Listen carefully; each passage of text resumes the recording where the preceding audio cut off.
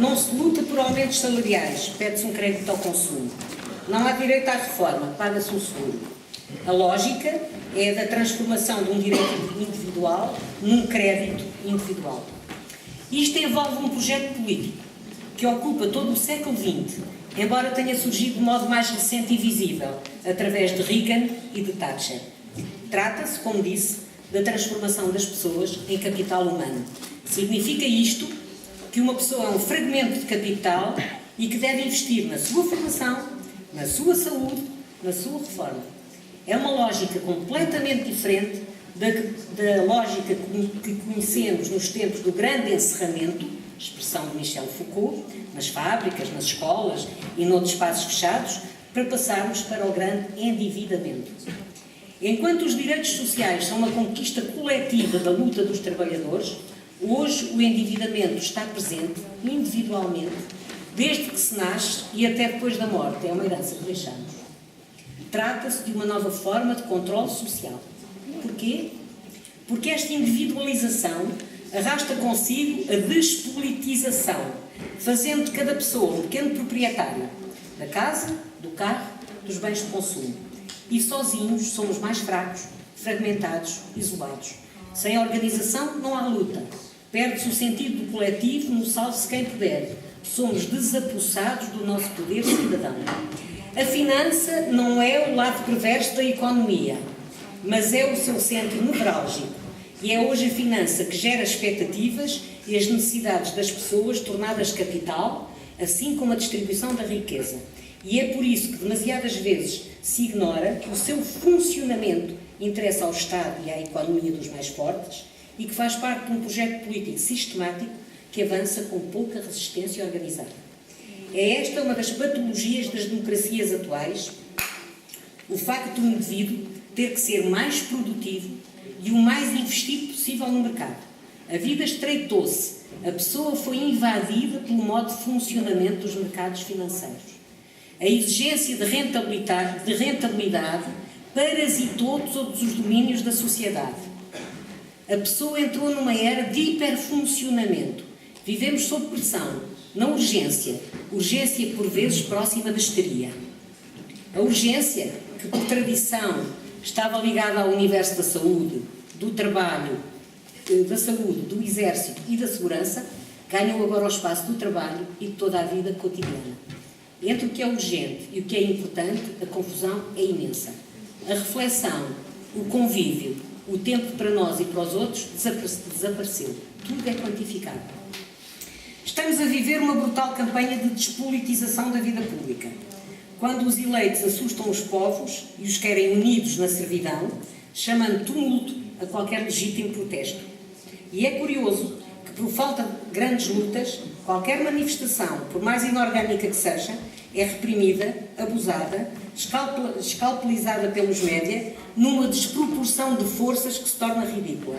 Mas é muito perigosa para os nossos direitos e para a liberdade. Estamos em guerra, uma guerra longa e cruel. Há maquinaria pesada em ação. Para além das múltiplas guerras tradicionais espalhadas pelo mundo, com morteiros, metralhadoras e minas, todas elas inspiradas por razões económicas ou geoestratégicas, em que o hemisfério norte está super presente, visível ou escondido, as armas desta guerra de que aqui tratamos são os offshores, cujos principais centros estão em Londres e Nova Iorque e não numas ilhas Caimão de um romance de Salgari. As armas são a exploração do trabalho e a sua precariedade, a privação de direitos e o medo. O medo do desemprego, o medo da doença, o medo de perder a casa, o medo de ser pobre. E deixem-me referir, porque isto é muito português, um terrível poema dito por Mário Viegas, como só ele sabia dizer, sobre os pobrezinhos tão engraçados, pedem esmolinha com mil cuidados, todos sujinhos e tão magrinhos, a linda graça dos pobrezinhos, etc, etc. Ouçam, está na net. Os pobres fizeram com o atual governo uma plena entrada política e pública na nossa vida institucional, nos serviços, no cotidiano, como se de uma fatalidade natural se tratasse. A pobreza e a caridade que a consola. É por isso que os bancos alimentares e outras lojas sociais institucionalizadas mais não são do que tentativas de conter a revolta. São apelos à resignação. são a caridade que conheci na infância e que pensava ultrapassada entre nós. Solidariedade é outra coisa, é partilha, com respeito, e todos os cidadãos têm direito a uma vida digna, sem humilhações na cabeça baixa. Rejeito absolutamente e abomino tal ideologia que celebra a caridade, as obras vistosas que dão pão e vestem os pobres e a erigem em exemplo, calando que isso acontece porque falta ao povo que lhe pertence trabalho e direitos consagrados, todos eles na nossa Constituição da República. Os mesmos caridosos não hesitam em cortar abonos de família, pensões e rendimentos sociais de inserção, coisas de pobres e de salários baixos, bem sei, mas que permitem viver sem pedir esmola. O medo, manipulado como é, corrói a ação democrática, torna as pessoas obedientes e assustadas. É isso que os poderes pretendem. Aprendemos muito pouco com a história, de facto. Nestes tempos de perigos democráticos, servem-nos explicações caseiras, perigosas e destruidoras. Uma delas é a de considerar que a economia de um país, de um bloco, no caso da Europa, ou do mundo, se gere exatamente pelas mesmas regras da economia doméstica. Como se na nossa casa houvesse dinheiro escondido uns dos outros, roubado uns aos outros, agiotagem de uns sobre os outros, corrupção e especulação financeira de pais sobre filhos ou de filhos sobre os pais. E se há, a violência doméstica é um crime público, não esqueçamos nunca. Essa mentira tem servido para maniatar o povo e para o culpabilizar, levando-o a poupar cada cêntimo, como se de um BPM se tratasse, a levar a marmita do almoço para o trabalho, esperando que a vaga da crise passe atingindo apenas os outros.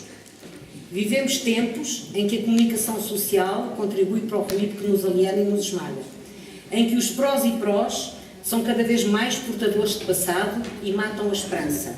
Esperança de que, na Europa, estamos a privar os nossos jovens, nas palavras de George Steiner, o que é muito grave, porque o que é afinal a vida sem esperança?